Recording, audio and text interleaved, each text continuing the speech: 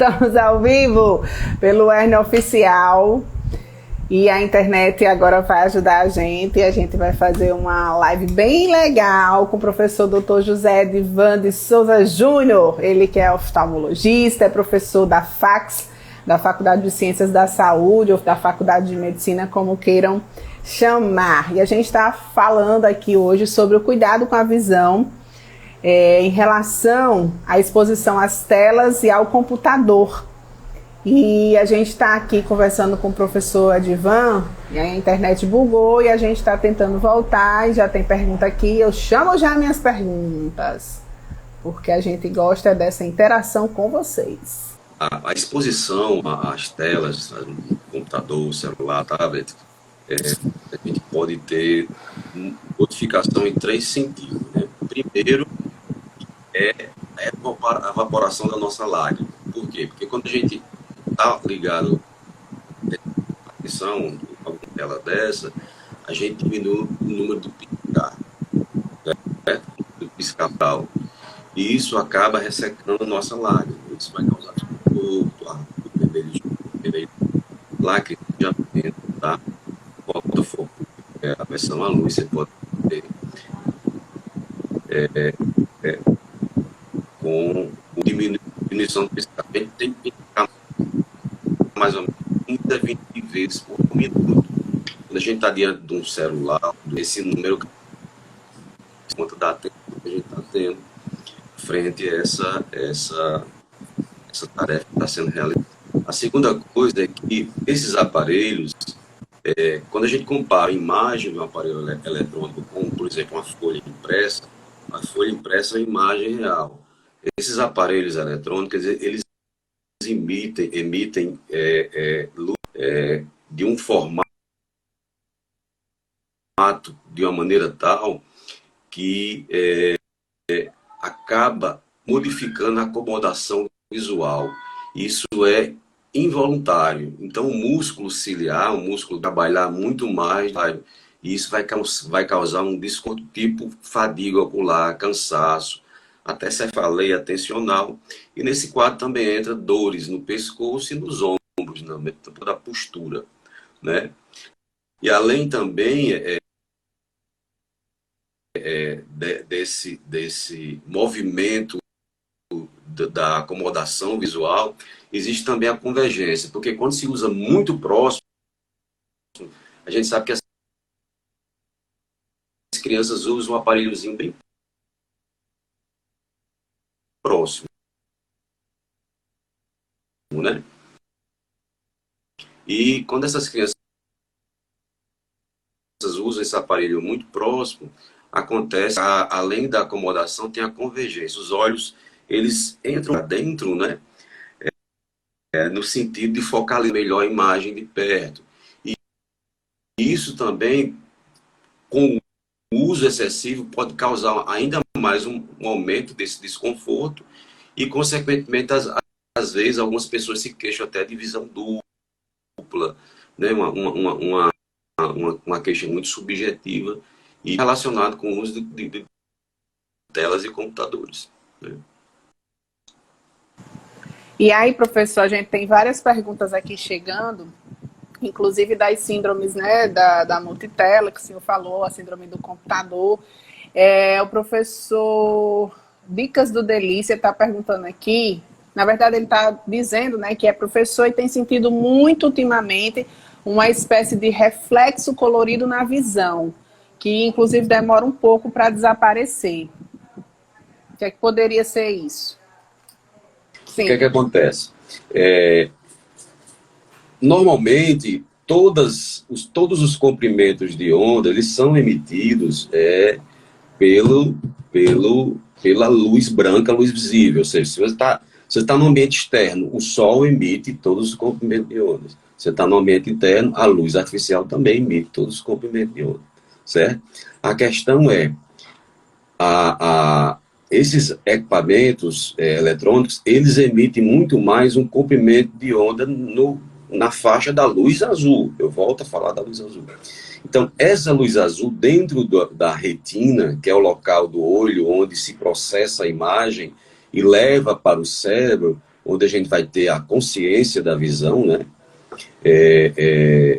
Essa luz ela fica como se fosse hiperexcitando a retina sem necessidade. É como se a gente permitisse que entrasse muita luz azul no olho e ela ficasse ativando o sistema sem necessidade. Então, mesmo quando o professor lá dá uma descansada, ele sente que tem alguma coisa que está diferente. Então, é excesso dessa luz, né? E a gente depois vai falar como é que faz a proteção sobre essa luz. Só mais um pouquinho. Existem 3 faixas dentro dessa luz visível, né? Lógico que todo mundo já conhece os efeitos da luz ultravioleta, que é uma faixa menor, né? Que vai de 100 a 400 nanômetros. Isso daí já foi comprovado que causa patologia, né? A ultravioleta que causa câncer de pele, né? Que está na gênese do pterígio, que é aquela carnosidade que cresce na superfície do olho. Está na gênese da catarata e também está na gênese da degeneração macular que eu falei há pouco tempo sobre a própria luz azul. Então, a ultravioleta já foi comprovado que causa isso daí. Então, a luz azul vem após a ultravioleta, tá? Só que ela é uma luz visível, então ela está dentro da faixa da luz visível. Então, dentro dessa luz azul, tem 3 faixas. Uma faixa que, de fato, está mais relacionada com as patologias oculares de médio a longo prazo. Outra faixa um pouquinho maior, que está relacionada com essas queixas atuais do uso de multitelas. E agora, o mais importante, a outra faixa um pouquinho maior, que é a luz azul turquesa, que controla o ciclo circadiano sono-vigília. Então, a luz azul tem um pedacinho dela que é boa, entendeu? Tem um pedacinho dela que é boa. Então, eu vou falar sobre um filtro contra a luz azul que protege, né? A gente não pode evitar que toda a luz azul entre no nosso olho, não. Uma parte da luz azul visível precisa para poder controlar esse ciclo sono-vigília. Então, assim, por exemplo, uma das orientações que a gente vai dar, no final, é o que? É orientar as pessoas que antes de dormir suspendam as telas, pelo menos 1 ou 2 horas antes dormir. Por quê? Porque o efeito cumulativo da luz vai impedir que você produza o hormônio chamado melatonina, que é o hormônio relacionado ao sono. Então, se você prorroga a produção desse hormônio, você vai empurrar seu sono mais para a madrugada. E aí o que é que acontece quando você acorda? Você vai ficar com sono. O seu sono não foi regenerado. Menino, tem muita coisa a gente fazendo errado. Meu Deus do céu. Professor, tem muitas perguntas aqui. Claudenice está dizendo que vê um mosquito permanentemente na vista. Um mosquito é ótimo, Claudenice, né? Como se fosse um mosquito. Deixa eu ver aqui mais. É o que a gente chama de mosca volante. Isso, que aí... Tá aqui, vamos ver qual é a outra pergunta, porque tem outras perguntas na caixinha, mas tem também nos comentários. É aqui que eu vou pegar. Diminuir o brilho das telas ajuda na saúde da visão? Matheus está perguntando. Ajuda porque indiretamente diminui a emissão da luz, indiretamente, mas não é o suficiente, né? O que a gente precisa mesmo é uma proteção externa, e essa única proteção é através de uma órtese, que são os óculos, né? Então, Tô botando já. Ai, Senhor. A astenopia é um grupo de sinais e sintomas que as pessoas costumam sentir. Por exemplo, aquelas pessoas que têm ametropias. O que são ametropias? Né? São as doenças que estão relacionadas ao diâmetro anteroposterior do olho e o poder refrativo desse globo ocular. E as mais comuns que a gente conhece, hipermetropia, miopia e astigmatismo. Então, essas pessoas, quando não tem a correção, quando não tem um tratamento, né, com os óculos, elas vão sentir algum sintoma. Ou baixa de visão, dificuldade para enxergar, ou dor de cabeça, quando está lendo, né, ou lacrimejamento. Então, você prescreve os óculos e essas pessoas melhoram, cedem os seus sintomas. O grande problema hoje, sabe qual é? É que mesmo as pessoas que não têm nenhuma patologia como essa, vou repetir, hipermetropia, miopia e astigmatismo, elas estão tendo sintoma. Né? E a ciência descobriu que esse sintoma tem relação com o quê? Com a exposição à luz azul. Então, mesmo um paciente que não tem uma doença ametrópica, né? ele vai ter queixa por conta do excesso de emissão dessa luz. Muito interessante. E a gente fazendo tudo errado, eu estou aqui, meu povo, com essa... Ainda tem um ring light aqui, viu, professor? Além da tela, ainda tem um ring light e a luz da sala também. Usar o modo noturno no celular e computador auxilia, que é aquele que tem tudo preto. A gente vê o fundo preto das coisas e as letras brancas. É o mesmo raciocínio do brilho. É o mesmo raciocínio do brilho, O mesmo raciocínio do brilho. Tá. Vamos para a próxima pergunta. A Arachel está perguntando se a exposição excessiva às telas pode prejudicar a atenção. Sim, já foi comprovado isso, né? Principalmente em crianças, né? Então, a luz azul, ela está causando mudança no comportamento das crianças, né? Mudança no comportamento. E aí vem o lado indireto, né? A criança fica exposta a uma rede internacional, que é a internet. Tem que ter a vigilância total sobre essas crianças, porque aí, além das patologias orgânicas, vamos dizer assim, existem a possibilidade de contatos com outras pessoas que podem levar a diversos comportamentos, né? Verdade, professor. Próxima pergunta também é da Arachel. Quais os danos à visão causados pela exposição excessiva da luz? O senhor já falou. Jansen Cláudio está perguntando se é recomendado o uso de algum colírio diariamente. Boa pergunta. Quem perguntou? Jansen Cláudio. Jansen Cláudio. Um dos nossos servidores. Meu amigo, veja bem, a gente tem algumas dicas que a gente precisa passar para evitar o uso do colírio, né? O que é que a gente pode fazer para melhorar a sintomatologia, né, que o uso da Bukitela está levando? Primeira coisa, existe uma regrinha interessante, que é a regra do 20-20-20, tá? Então, você está trabalhando no seu home office ou no seu computador, no seu tablet ou no seu smartphone, e você vai percorrer todo esse processo que eu falei, né? Vai diminuir o piscar do olho, vai provocar inconscientemente a acomodação, vai causar um cansaço do músculo ciliar, né? E vai levar a sintomatologia. Então, essa regra do 20-20-20 é o seguinte: você trabalha 20 minutos, né? Então você está utilizando a visão para perto e você descansa a visão para longe 20 segundos. Né? Então você olha no horizonte uma janela ou algo esteja distante pelo menos 6 metros de onde você esteja, tá? Porque isso aí vai fazer com que a acomodação visual venha descansar. O músculo ciliar fechar os olhos também. Exatamente. Exato. E outra 20 segundos. 20 segundos. Aí depois você volta os 20 minutos. Aí fica essa regra, 20 minutos, 20 segundos, né? E acaba inconscientemente você adotando isso. Outra coisa, por exemplo, no computador, a gente usava antigamente aquele descanso de tela, né? Passava aquela letrinha. E aí você pode também colocar ali, tá na hora de piscar. Aí você tem que lembrar que tem que piscar. Então são algumas coisas que a gente pode utilizar no dia a dia que pode, vamos dizer assim, melhorar essa sintomatologia. A questão da ergoftalmologia, que é a relação do meio de trabalho com a função visual, ou seja, a qualidade do ambiente de trabalho, né?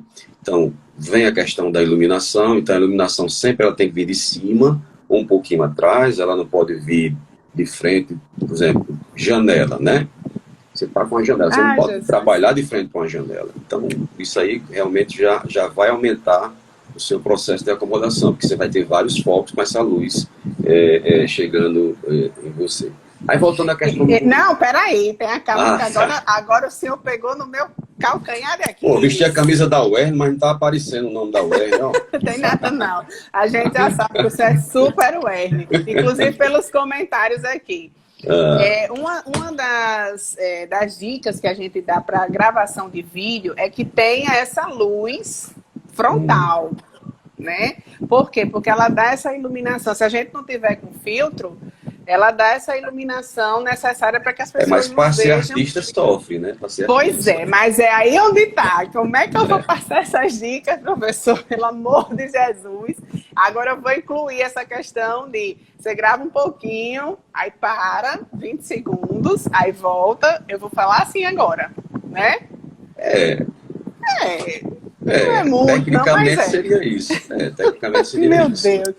É porque, assim, pronto, por exemplo, essa luz que eu tô agora, por exemplo, que até Celestina estava dizendo que estava dando reflexo, tá mesmo, Celestina, mas o professor disse tanta coisa que eu botei o óculos aqui, mas vi que estava o reflexo incomodando Mas até esse a reflexo vocês. seu aí, esse reflexo da sua lente é o antirreflexo que você colocou. Então, aí eu já O estava colocando para antirreflexo. proteger, só que incomoda para quem está assistindo, né? Exato, Porque, porque ele vai refletir justamente esse anel então, dessa luz aí, justamente, entendeu? aí eu vou ter que Mas o antirreflexo ele refazer. é importante porque ele ajuda também indiretamente a penetração de luz no olho, porque ele melhora a visão noturna, sabia? Visão para leitura, né? Sim. E ele evita o ofuscamento, Muito entendeu? bem. Tem muita pergunta aqui, viu, professor? Nossa Senhora, graças a Deus. Vamos lá, vamos aqui para Dantas de Lacerda. Cadê? Deixa eu continuar Cadê? enquanto você está. Só Pronto. para fechar o raciocínio, a questão do que a gente pode fazer para prevenir, né? Então, eu falei da Uhum. questão Sim, a questão da posição. Sim. Vamos falar mais do computador, porque é para ver a questão mais do nosso trabalho mesmo no computador. Então, nesse momento eu estou olhando aqui, porque o meu menino colocou aqui um tripé, um negócio aqui bem bonito. Eu aqui. também estou, Então, professor. Ele organizou sua vida, vá. e aí a tela do celular está ao nível da minha visão. Tá? Sim. Na realidade, o ideal é que fique 20 graus um pouquinho abaixo. Vou explicar por quê. Porque quando você olha assim, ou então olha um pouquinho mais para cima, né, da tela, você expõe toda a sua córnea. E você vai aumentar a potencialização de ressecar seu olho. Na hora que você olha um pouquinho para baixo, assim, pelo menos 20 graus, você já cobre um pouquinho da sua superfície ocular e previne um pouquinho a evaporação. Então, assim, já é outra dica que você pode fazer para melhorar a sintomatologia. Vou chegar até o uso do colírio. Se não resolver aqui, a gente faz o colírio. E aí, a questão do conforto, isso é importante, né? Uma cadeira ideal, a posição, por exemplo, a distância, no mínimo 50 centímetros da tela do computador, no mínimo 50 centímetros. Né? Quantos palmos, professor? Só estou medindo aqui. Quantos palmos? 50 centímetros. Ai, E meu outra Deus coisa, do antigamente, eu céu. acho que hoje não se usa muito não. Depois a gente podia até pedir ajuda aí do pessoal da computação, mas Sim. antigamente se falava muito sobre a questão do pixel, né, do computador. Sim. Então, quanto mais a qualidade da imagem for, melhor para você prevenir a acomodação excessiva, exatamente. E a velocidade de recuperação, né? Porque a imagem ela vai se recuperando, né? Então, tem uma velocidade de, acho que mais de 170 Hz, alguma coisa assim. Esses padrões podem ter até modificado, seria interessante alguém da informática nos ajudar. Mas, bem, mesmo assim, eu fiz todas as orientações que foi me passado, mas eu continuo com queixa. Então, primeiro, você continua com queixa, mas você não usa óculos. Vale a pena fazer uma avaliação oftalmológica, você pode ter uma metropia, né? Antigamente, a gente não corrigia baixa metropia em criança, que a gente chama meio grau, 0,75. Hoje em dia, a gente está reavaliando por conta da exposição às telas e às multitelas de uma maneira geral. Então, assim, um adulto que está no trabalho, né, como um professor, um técnico da nossa universidade, ou até um aluno que está usando o computador e está com queixa, mesmo com um ambiente confortável, né, que a gente acabou de descrever, primeiro, ele pode estar com a metropia, uma hipermetropia, um astigmatismo ou uma miopia. Isso causa, de fato, sintomatologia. E mesmo que ele não tenha, vamos imaginar que ele tem uma tendência a ter o olho ressecado, que é a síndrome de olho seco, né? Então, ele pode ter outro fator associado à exposição às telas que esteja levando o olho dele a ficar mais seco, né? Existem algumas patologias da superfície, como, por exemplo, a meibomic, que é o excesso de produção oleosa da nossa lágrima, né, das nossas pálpebras, que acaba refletindo na lágrima. E isso daí pode precisar de uma avaliação oftalmológica para poder tratar isso daí, tá? Mas só para responder finalmente a questão do uso do colírio, Sim. É interessante como prevenção, sim, usar um colírio lubrificante, tá? Aquele bem famoso, rola aquele bem famoso? Não, Não, né? não, Tá bom. não. Nada do famoso, meu povo. Não, se for o que eu estou pensando, um azulzinho, né? Esse Não, isso aí não. Porque isso aí tem vasoconstrictor, não é indicado. O que é indicado é uma lágrima mais próxima da lágrima natural, né? O colírio é uma lágrima artificial que se aproxima da lágrima natural. Então a gente indica alguns tipos de lágrima, dependendo do paciente também, né? Personalizado. E hoje em dia a gente tem prescrito muito lágrima artificial sem conservante, porque todo colírio tem que ter um conservante. E esse conservante ele é utilizado para que o colírio não se contamine, né? Às vezes você pode tocar com a pontinha do frasco na sua pálpebra e você pode contaminar o frasco e contaminar toda a substância interna. Então existe um conservante que pode irritar também a superfície ocular. E hoje a gente está utilizando colírio sem conservante, né? E aí ele se aproxima muito mais rápido da superfície ocular. Gostaria de dizer, Nestor e professora Jéssica, que só uma live com o professor Edivan não vai dar, entendeu? Tem que ter outras. A gente está conversando com o professor Dr. José Edivan, ele que é professor da FACS, da Faculdade de Ciências da Saúde, e também é oftalmologista, super renomado, tem um currículo vastíssimo, e a gente está vendo aqui, né, pela conversação, que ele tem muito a nos ensinar, principalmente com o nosso tema de hoje, que é o cuidado com a visão na exposição a telas e também ao computador. O Eli Gleitz, um beijo, meu querido, está perguntando se a opção modo de leitura, que converte a tela para amarelado, pode melhorar. A leitura... Mesmo raciocínio do brilho, contraste, mesma coisa. Entendi. Deixa eu falar uma coisa... Chegou a resposta do monitor, viu, que o senhor quer. Foi? Ótimo. Foi. Hoje em dia, está tendo uma epidemia de miopia no mundo, né? Principalmente no leste asiático, ali na Ásia, né? Por conta dos orientais. Então, e voltando à questão da pandemia, o que foi que aconteceu nesse período? Todo mundo, né, um verdadeiro lockdown em casa mesmo, e a exposição às telas foi muito maior, essa exposição, né? E já tem trabalhos mostrando que o uso do smartphone, principalmente o smartphone pelas crianças, potencializa o aumento e a progressão da miopia, né?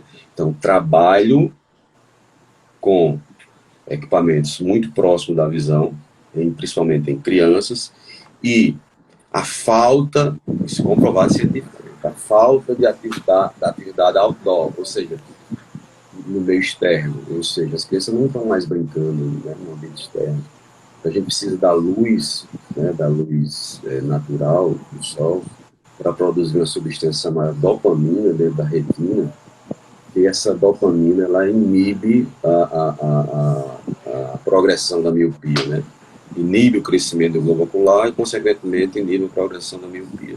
Então, hoje a gente está tendo a exposição à luz azul, as crianças, né? Está tendo o uso da acomodação, que tem uma interferência muito grande na gênese dessa miopia atual. Então, assim, é a nossa nova sociedade, né? Está surgindo aí. O grande problema é que a miopia não é só uma metropia, ela pode evoluir para complicações, né? Então, um paciente míope, ele tem uma percentagem muito maior de desenvolver o descolamento de retina do que quem não é míope, entendeu? E outras patologias que a gente poderia depois conversar sobre isso. Com certeza, com certeza. Nestor, agenda aí com o professor Locke, para a gente, né, ter outra live. O Guilherme está dizendo que temos monitor de até 360 Hz no mercado já. Olha aí. Temos aqui, a Claudenice está parabenizando pela entrevista esclarecedora. Nossa Werner é maravilhosa. A Daça está dizendo que fez há menos de um ano o último exame, 0,75 e 0,50. Mesmo assim, não sente que atende às necessidades dela. Tenho que fazer outro exame ou pode ser a exposição por muito tempo às telas? Boa pergunta. Vamos raciocinar. Como é o nome dela? A Daça. A Daça. Então, ela fez uma consulta oftalmológica e foi prescrito os óculos dela e com grau para ela, né? Vamos dizer assim, a refração para ela. E ela continua, quer dizer, ela começou a ter queixa antes de um ano. Você consegue ver o reflexo azul aqui da minha lente aqui? Isso aqui é o filtro contra a luz azul, certo? Isso aqui é o filtro contra a luz azul. Tem essa lente agora, né? Pronto, exatamente. Eu vou então, coisar, não tem não, professor. E aí, o seu tem só um antirreflexo. Então, esse aqui é o filtro para a luz azul, entendeu? Então, esse filtro aqui, ele vai impedir a entrada de luz dentro do meu globo ocular na faixa, né, da luz de alta energia. Mas esse filtro, ele não pode bloquear, aquilo que eu falei para você, não pode bloquear totalmente a luz azul, porque também a gente precisa dessa luz, né, para os ciclos circadianos, controle de temperatura, só para você ter ideia, controle de secreção hormonal, né? Então é um mundo. Se a gente for falar aqui do luz azul, a gente passaria uma semana só falando sobre ela, né? Então, eu sugiro que ela volte ao oftalmologista, né, faça uma nova consulta e provavelmente, se mantiver o grau dela, utilizar esse filtro para ver se melhora, diminui as queixas dela, né?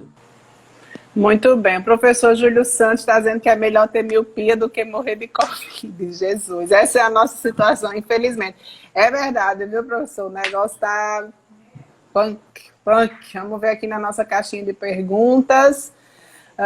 Aqui o Bruno está dizendo, os óculos de grau com o filtro da luz azul são eficazes mesmo nessa questão da proteção da visão? Melhora bastante, né? A gente não pode dizer que é 100% garantido, porque ainda está muito em estudo ainda, né? Existia um filtro de luz azul que bloqueava toda a luz azul. O que é que ia acontecer? Insônia. Entendeu? Então não posso bloquear a luz que vai de 470 a 495 nanômetros, porque essa luz vai o quê? Vai controlar o meu ciclo sono-vigília. Entendeu? Entendi. Então preciso ter um filtro específico que bloqueia apenas os comprimentos de onda que vão de 400 a 470. Né? Então a gente precisa de uma orientação de um profissional médico para poder, né, orientar esse paciente direitinho. Eu acho que o senhor já falou, mas a Yara está perguntando aqui sobre a diferença entre a lente antirreflexo e a com filtro da luz azul, que foi mais ou menos o que o senhor já falou agora. O Paulinho Alves está perguntando quem tem vilida. Vilida pterígio. O pterígio. Tá. O uso por muito tempo às telas prejudica, ou seja, aumenta mais a vilida? Se a gente, eu acho que a maioria da população sabe o que é um pterígio, né, que popularmente se chama vilídia. Então, você imagina que a superfície ocular ela é totalmente homogênea, lisa, vamos dizer assim. Quando aparece o pterígio, então ele torna a superfície irregular. Então a nossa lágrima ela acaba se fragmentando quando ela passa no pterígio. Então o indivíduo que tem o pterígio, ele vai ter muito mais sintoma de olho seco do que quem não tem, né? E aí o uso das telas vai o quê? Potencializar, né, o efeito que já tem de olho seco do pterígio. Muito bem. Gabriela Soares está dizendo, o grau do meu óculos aumentou bastante nesse período de pandemia. Tenho miopia e astigmatismo. Aquilo que eu falei, né? Se não for, porque a mulher não gosta de dizer a idade, mas qual é a idade dela? Não sei. Chega. Não tem isso não, professor. Gabriela, diga aí sua idade. Só para raciocinar aqui. Luz Aniviana. Eu acho que é... Enfim, vou chamar de Ana Viana. Gostaria de saber o que causa a catarata na visão. Será muito o uso das telas ou não tem nada a ver? E Gabriela tem 25 anos. Olha, Gabriela, a catarata é um processo... Não, Gabriela é a do astigmatismo. Então Você disse que não gosta de dar a idade, de dizer a idade. Essa daí é a Luísa. Luísa? Vamos chamar ela de Luiz Viana. Pronto. O que acontece? A catarata é um processo que acontece do envelhecimento do nosso organismo, certo? Quando a gente nasce, a gente tem um cristalino totalmente transparente. E com o passar do tempo, esse cristalino vai ficando opaco, né? E aí, quando a catarata está totalmente formada, a luz, o raio de luz não vai ultrapassar, vai passar na córnea, mas não vai ultrapassar o cristalino. E a imagem não vai ser bem formada na retina, certo?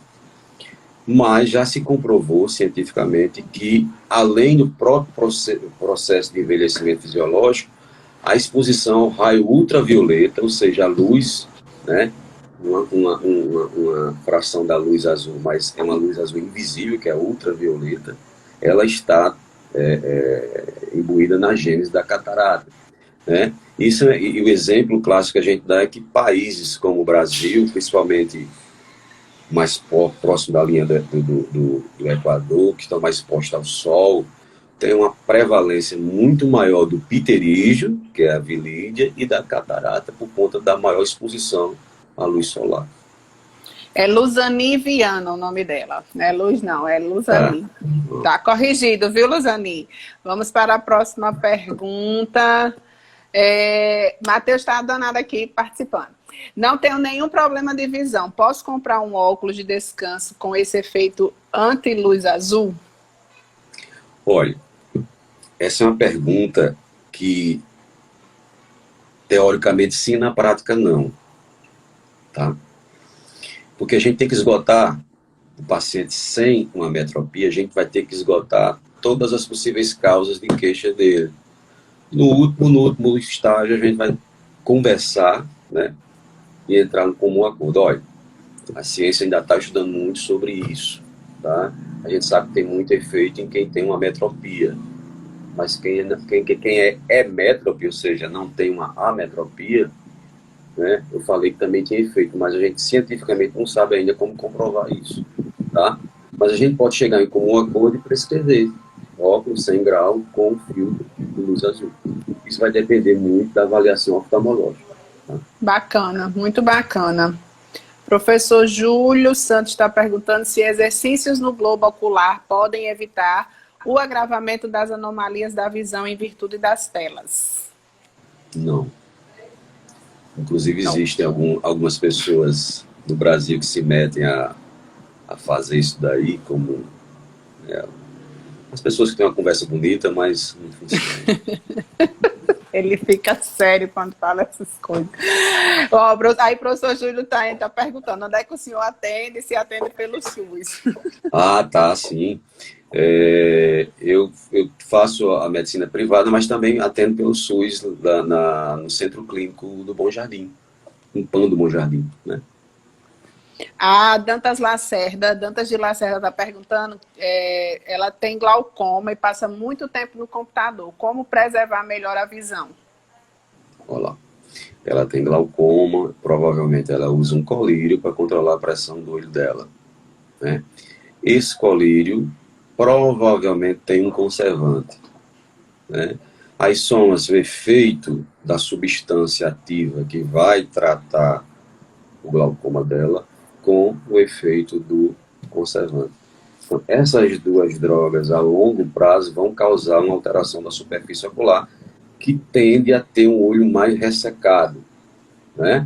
Então, se o uso das telas leva ao ressecamento ocular, vai ser potencializado pelo uso desse colírio.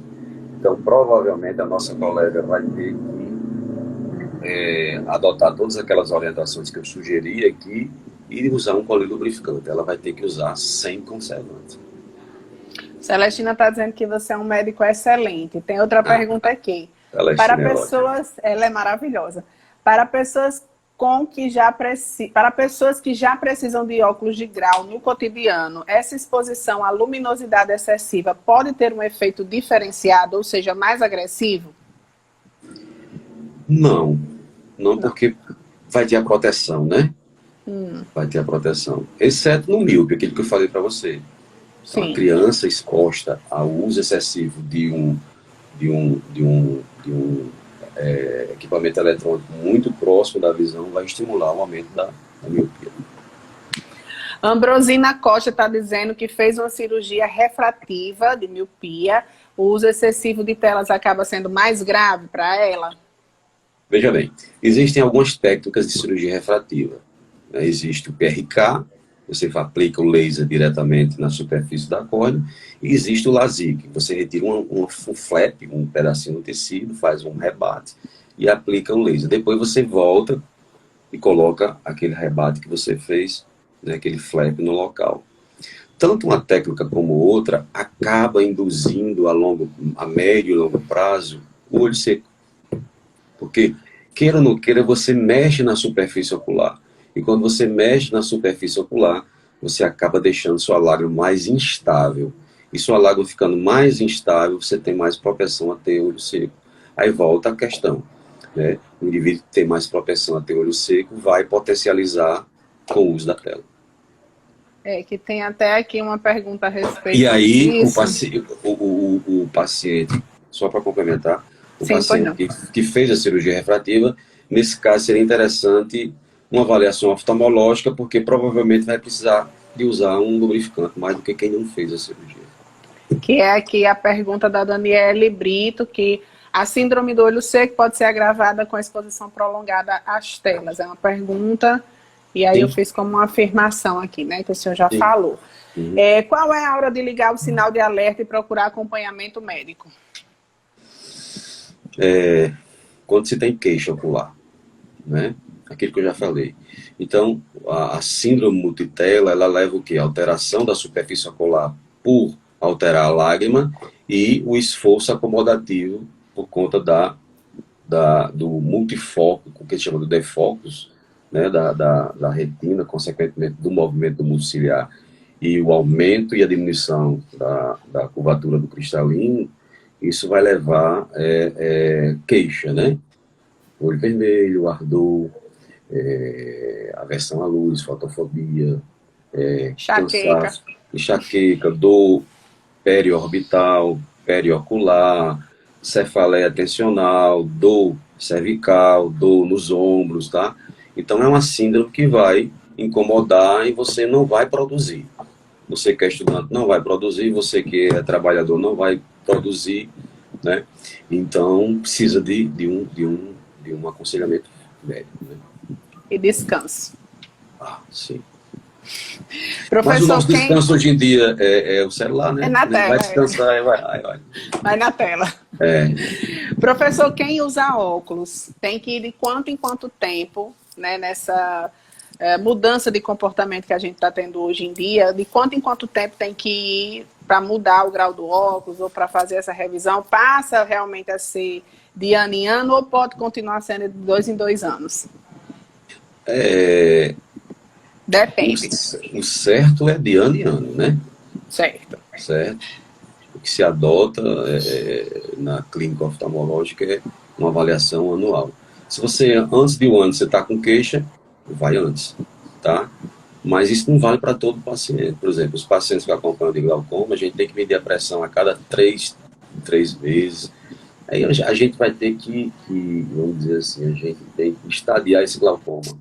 Dependendo do estadiamento, a gente vai dizer que esse glaucoma aqui é mais leve, ele pode voltar daqui a 4, 5 meses. Esse é um pouco mais moderado ou grave, volta daqui a 3 meses. Então, assim, você não são todos os pacientes que podem voltar de ano em ano, né? Existem patologias que podem exigir um retorno maior ao médico oftalmologista.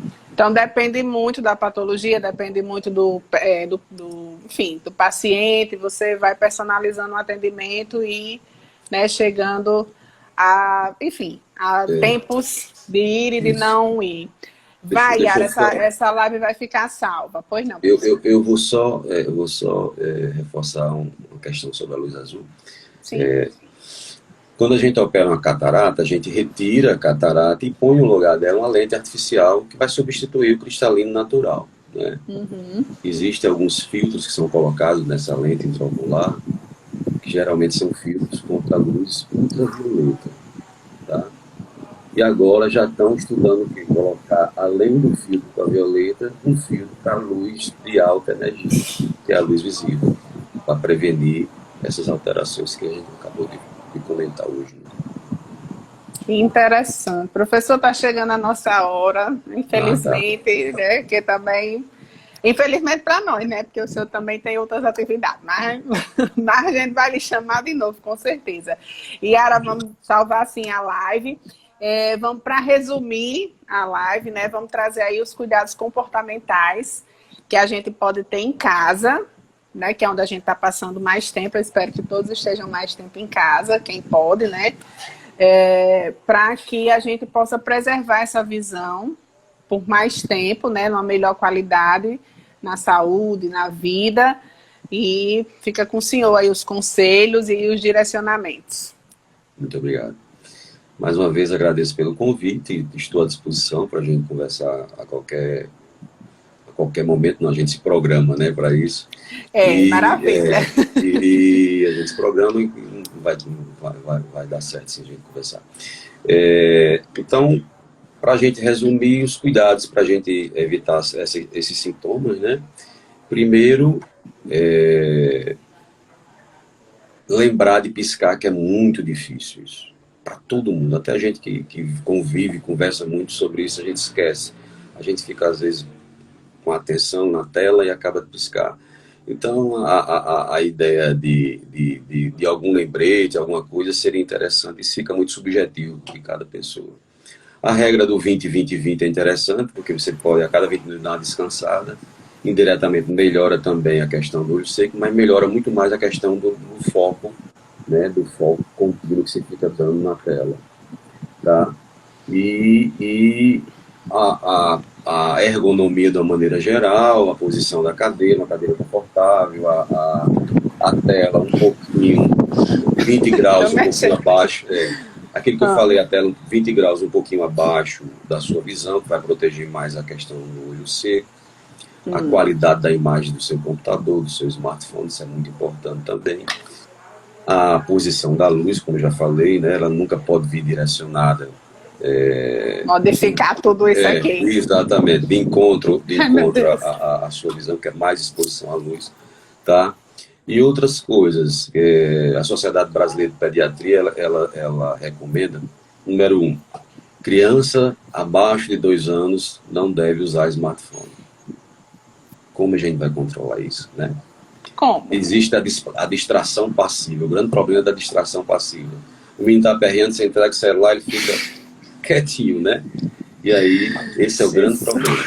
Você imagina uma criança pequena, ela tem um cristalino totalmente transparente. Olha a quantidade de luz que vai entrar no olho dessa criança, que vai afetar a sua retina, né? Tem que se pensar. Criança entre 2 e 5 anos deve usar no máximo 1 hora de tela por dia. Criança entre 6 e 10 anos, 2 horas. Criança entre 11 e 18, não é mais criança, né? 3 horas. Como é que a gente vai conseguir isso? Não consegue. Até porque, né, professor, a gente fica muito tempo exposto a isso no trabalho, e o exemplo é o que arrasta, né? Então, assim, complicado, mas a gente tenta. É muito difícil a gente conseguir. Hoje eu atendi um rapaz, um meninozinho de 8 anos, que eu achei interessante. A mãe dele deixa ele usar apenas o celular 3 vezes por semana. Assim, ótimo, mantém essa... Ela conseguiu. 8 anos de idade, ela conseguiu isso. Eu achei formidável. Mãe. Raro escutar isso no consultório. Raro. É verdade. Então mantenha. A Alice usa quase 2 horas de celular. Pois é, então assim, como é que a gente vai, um adolescente de 17, 18 anos, a gente vai orientar que ele usa apenas 3 horas de celular por dia? É muito difícil. E aí, só se pensar muito no futuro. Aí soma-se o uso do computador com a aula remota. Como é que você vai controlar isso? Está lá, a Sociedade de Pediatria recomenda, mas na prática é muito difícil, né? Outra recomendação, suspender as telas 1 ou 2 horas antes de dormir. Eu acho que a maioria de quem está assistindo aqui não faz isso. Né? Inclusive eu.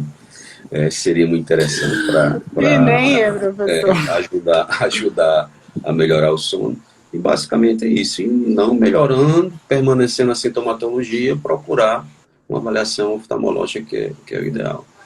E eu queria só encerrar, que eu gosto muito de falar em todas as participações que eu falo, quem deve cuidar da saúde ocular é o médico oftalmologista. Não há nenhum outro profissional habilitado no Brasil para isso. Tá? Sim, senhor.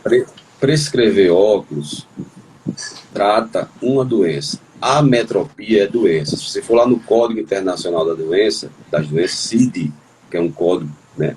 Você vai ver lá que a hipermetropia tem um código H52.0.